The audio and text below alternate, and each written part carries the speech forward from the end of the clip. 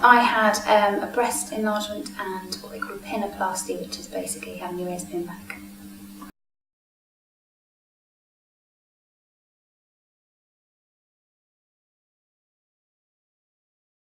Years and years of research, every single website you can go onto, every forum, everything. I came to the consultations fully educated, really.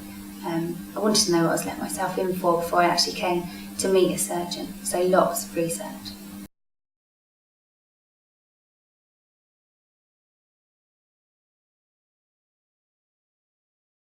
Definitely. You need to know what the complications are, exactly what's going to happen, what the procedure is, what can go wrong, what are the benefits, advantages, so you can really make an informed decision. Because at the end of the day, it is a life-changing thing to do. So if you're not prepared for the complications, then it could all go wrong and things like that. So you need to know, really.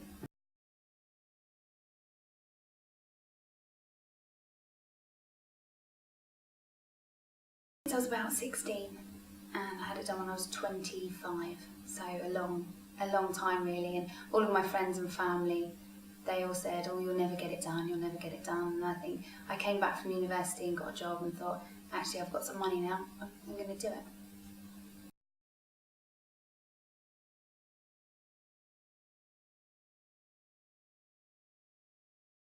I always felt that I was very bottom heavy, so it was quite narrow up top and then had a bigger bottom half, quite pear-shaped. And I just wanted to even it out. I didn't want to have these massive, great boobs that and everyone would comment that they're fake. But I just wanted to even it out, really, and feel comfortable in clothes so I could wear a nice dress without having lots of padding or chicken fillets or things like that.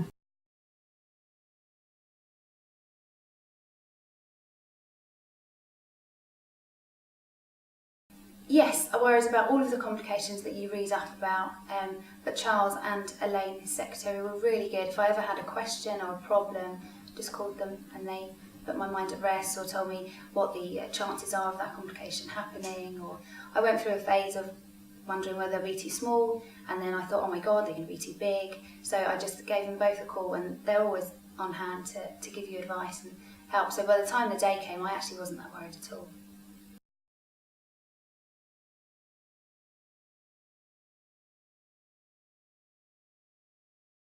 Definitely. I had consultations with Mr. Nduka and two other separate surgeons from separate companies.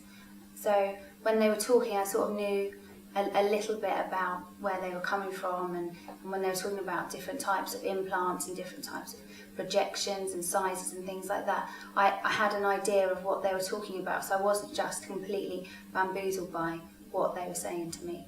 So I do think it paid off, definitely.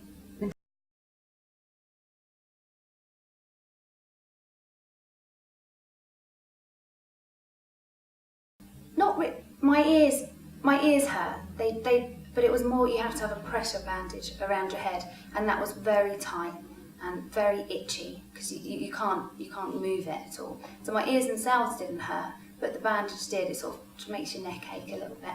But my boobs, I really thought they'd be a lot worse than it was. I woke up like this and thought, right, don't move my arms. And then I thought, well, actually, I can move my arms and I can move them around, and it was actually fine. It's sort of the muscles that when you use your chest muscle, if you push down, or like driving, when I first got in the car, fifth gear was a bit, so I stayed in fourth for a few weeks, things like that, and pushing the door closed or pulling something.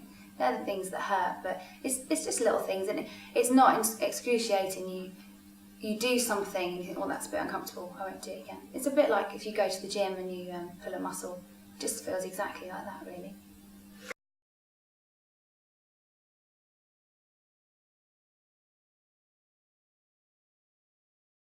Not really. I was at the yard with my horse the next day. Wasn't allowed to do too much, but I went straight down there with a hat on to colour up my bandages. But it was fine. I was fine to walk around. The anaesthetic makes you feel a bit groggy and a bit tearful, but I think that's just general for any surgery, really. But the pain itself wasn't too bad, and it really didn't take too long. You just take step by step. Like one day you'll only be able to reach up to here, but then the next day you'll be able to reach up to here. So just you sort of push yourself each day. And I was back at the gym and full exercise after 12 weeks, doing proper classes and things like that.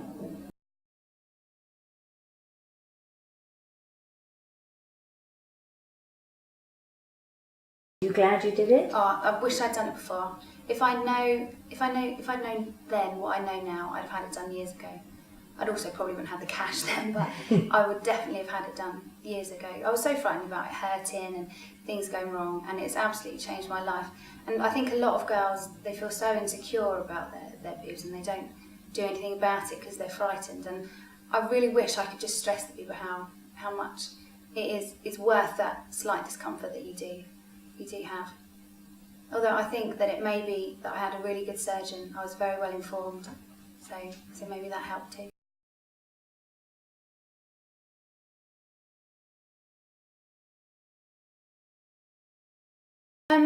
Nobody really talked about my ears. They say that they didn't stick out before. I noticed myself, and it was something I would never wear my hair up. I had very long hair, and after I had it done, I had it cut all off, and I just wanted, like, on my wedding day to be able to wear my hair up or something like that. But nobody else notices them. My boobs, on the other hand, all my girlfriends want them done, and actually one of them has been to Charles and had hers done in February. And everybody wants them, everybody loves them, everybody said that they think they'd be really hard and fake, and they just can't believe how natural they are. So everyone loves them, really. Even my mum, my nan, they all say it looks great.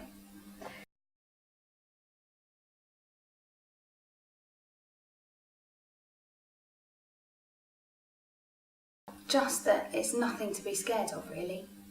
Because I'd have had it done before and I wouldn't have worried at all. And I think I stalked Charles and Elaine for a few months beforehand, saying, oh my God, what if this happens? And then Elaine would go to Charles with a question and come back to me. So I just wish I'd known what I know, and it's really not that bad.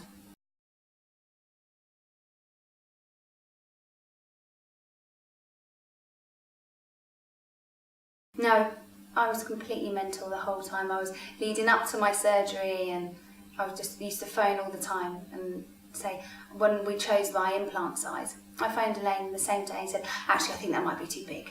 She says, okay, we'll get it's like a bag that they put in called a sizer, I think, and it blows up, and then Charles can decide which implant will be best, and then he puts it in. So it's like buying a whole load of clothes and then trying one on and taking the rest back to the shop, really. Although they don't open the packet. So yeah, they were really, really good. Anything I wanted to ask. And when afterwards as well, I was really worried that my ears are going to fall off.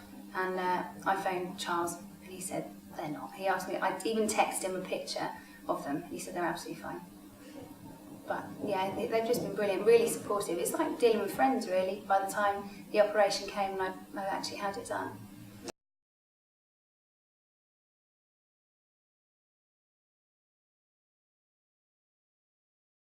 Brilliant, absolutely brilliant. I mean, I had consultations with two very well-known companies, two well-known surgeons, and in the consultations I was a bit scared, and I thought, oh God, right, I've got to have it done with you because I know you're really good, but I just didn't feel comfortable. And then we came to see Charles, and he's ever so funny, he's very honest, very honest. He said about me having bat ears. I said, oh, thanks very much. And he said, oh, that's what it's called. He's very honest, but he makes you feel really comfortable and really welcome, and like he's going to do a good job. And he looks after you. I think he cares as well. He seems like he really cares about it. It's not sort of a conveyor belt. He really cares and checks up on you. And if you ever have a problem, he said, oh, come in and see me. He's really good. You hear about, I've researched a lot on the forums before I have an operation. And you hear about people not being able to get in touch with their surgeons and things like that. And Charles was there. If I ever phoned up, if he couldn't get back to me the same day, it'd be the next day, or Elaine would email me and send me a message saying he said to do this or that. And he's just been really good. Really lots of support directly from your surgeon, which I don't think happens a lot.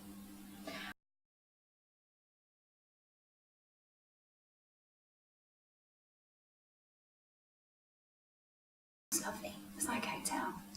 I was expecting perhaps a bit of burnt toast, and I had croissants and a cappuccino for breakfast, and had a room with a view over the sea and the downs. It was lovely. I didn't want to come out, actually.